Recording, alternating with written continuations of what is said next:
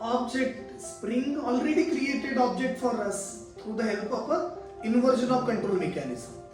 Yes? So we are not creating object. We are auto-wiring by using the annotations. We are using @component, @repository, @service, @controller and so on. And by using that, it is managing everything. Yes? So in the just before the break, we observed there are some problems when you are writing the project by using a simple Spring MVC.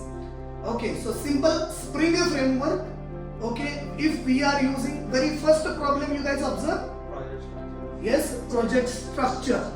So we were unable to create the proper project structure, project architecture. So there are some folders we have to create.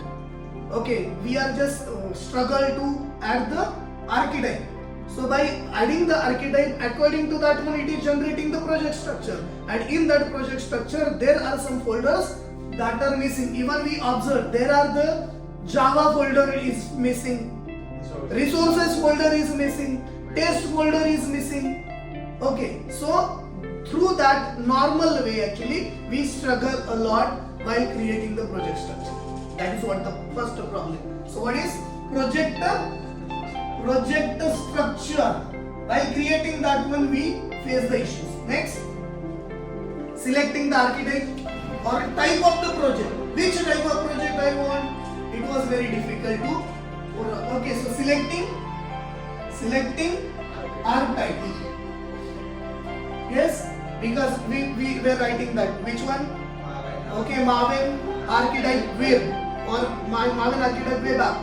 Okay, even that before that it was not showing to the. Yes, which one we want? Apache, and it was not showing. So we were it is difficult to understand which type of archetype we are going to select while creating the project. Previously we created a simple archetype and it was creating the simple structure. But as we go with a different archetype, it was very difficult to manage that. Then next, the versions in the versions. Yes, so that means that while managing the pom.xml file, there was a version problems. So whenever we are adding the dependencies, okay, that dependencies version management was very difficult, we found literally. And if by using that particular archetype, it was default creating the version, even that are the lower one. Okay, Java 7 or something they have used. Yes or no?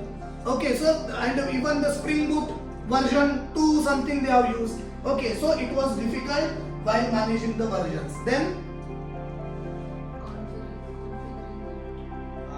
configuration. That was for the configuration. We have used XML file as well as we have used the Java file. So anyways, either it is the XML or the Java, we need to configure the dependencies. Okay, all that, configure the classes. For example, we added the data source.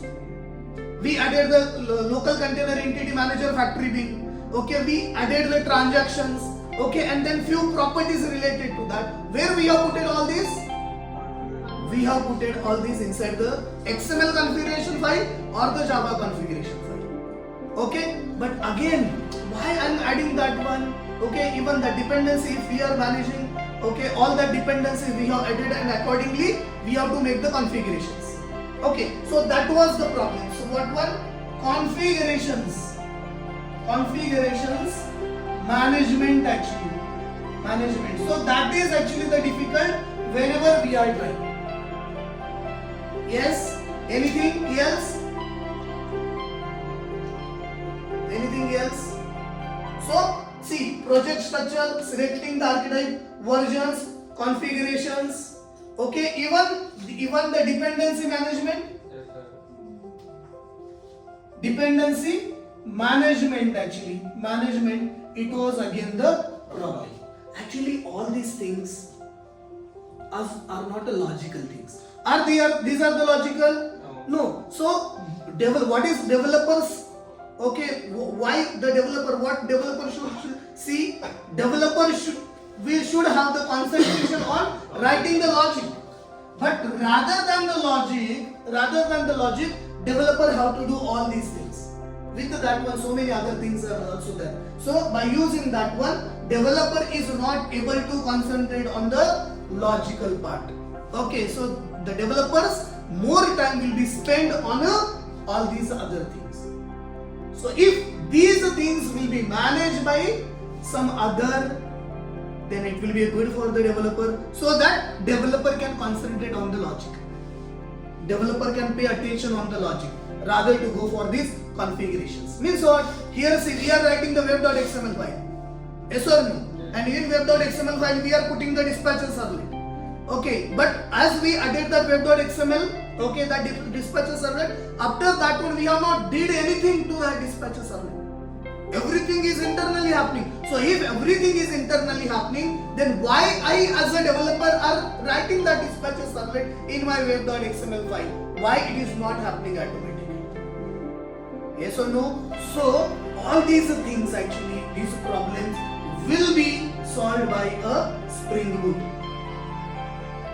All these problems will be solved by the Spring Boot. What is exactly the Spring Boot? What is Spring Boot? Yes? Spring Boot is a web application, or it is the framework. It is the framework which is developed on the top of the Spring framework.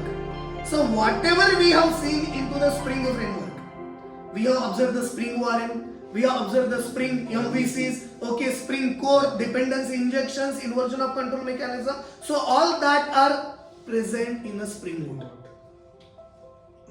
But to achieve all these things, we have did the extra configurations and all in case of a normal Spring based applications. But as we are using the Spring Boot,